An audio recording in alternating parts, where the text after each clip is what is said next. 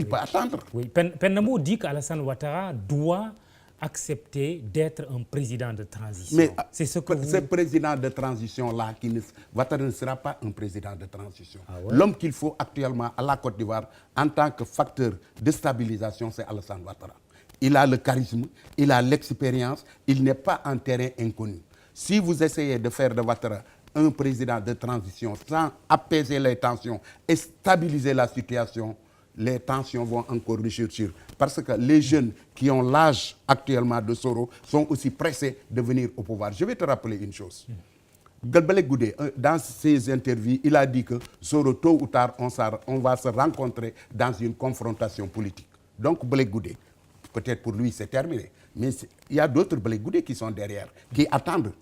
Donc, ces gens-là sont aussi pressés de prendre le pouvoir. Les choses ne seront pas faciles pour Soro actuellement. Donc, il faut qu'il attende que Ouattara...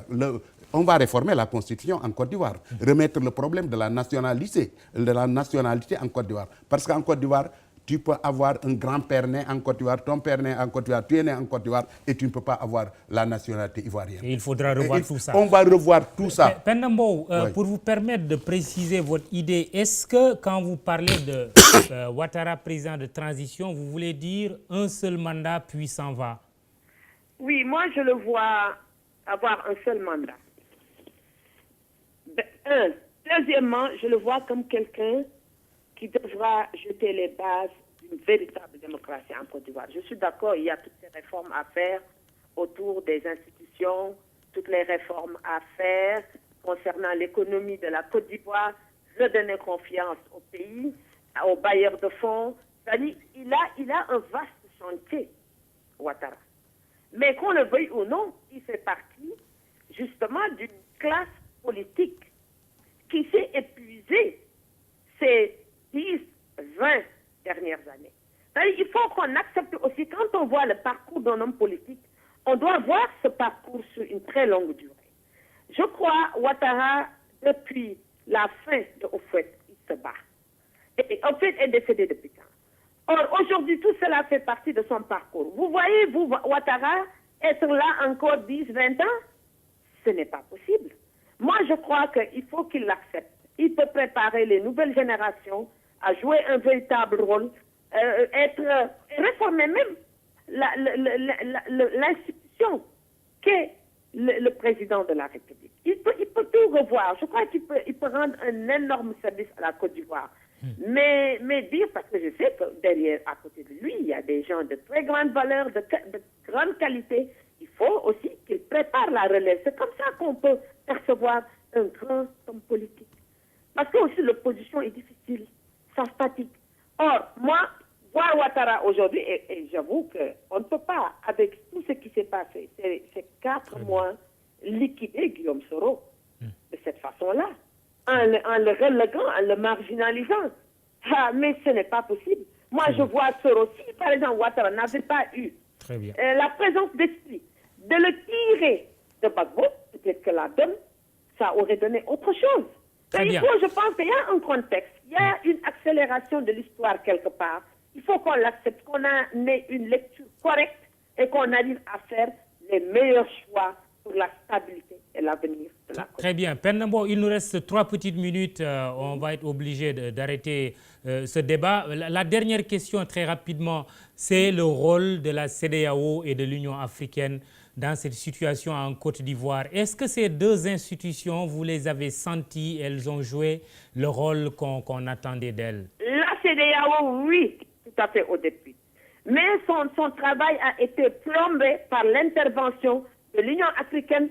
À partir du moment où ils ont introduit quelqu'un comme Raila Odinga, les gens ont dit, avec l'expérience et ce qu'il a vécu, qu'il pouvait arriver à tordre un peu le bras à Laurent Gbagbo. Et quand Raila a été récusé, quand il y a eu tous ces problèmes et qu'il s'est retiré, Laurent Gbagbo a gagné du temps et ses appuis qui ont été l'appui de l'Afrique du Sud, de l'Angola, lui ont permis justement de se reconstituer, de se réorganiser.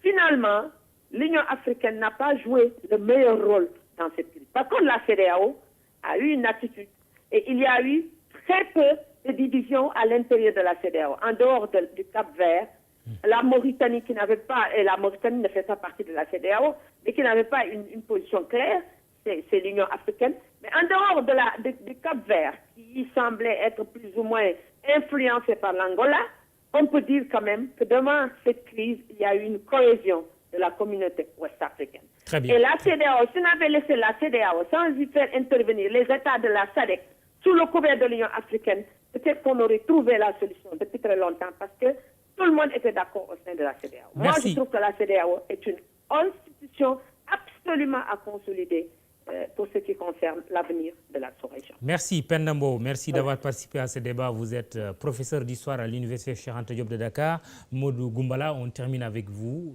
L'Union africaine, la CEDEAO, est-ce qu'elles ont joué véritablement leur rôle? Parce que ce soir, on parle de la France, on parle de l'ONU. Ce que Penda Mbow a dit, c'est à peu près exact. La CEDEAO, je crois que c'est 15 pays. Le cercle est restreint.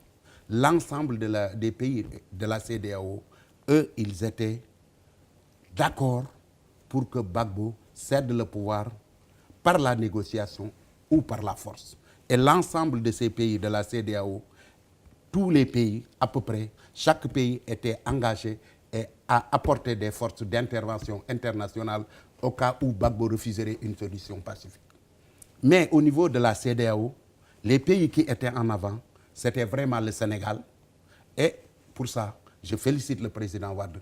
Bien que je sois AFP1, je ne suis pas PDS, mais le président Wade a fait un excellent boulot. Très bien. Et pour ça, je le félicite. Voilà, merci. Ouais. C'est terminé. Voilà. Le temps qui merci, nous était j'ai pas eu le imparti temps de est développer. terminé. Merci Voilà. Mamadou Goumbala, Merci, vous êtes Kane. diplomate Ouais. et spécialiste des questions ivoiriennes. Merci. Penda Mbow était au téléphone, elle est professeure d'histoire. Je vous rappelle l'information ce soir.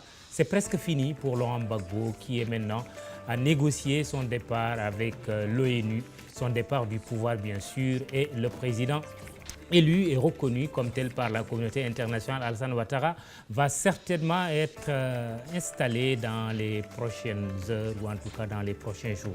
Merci de nous avoir suivis ce soir. Bonsoir.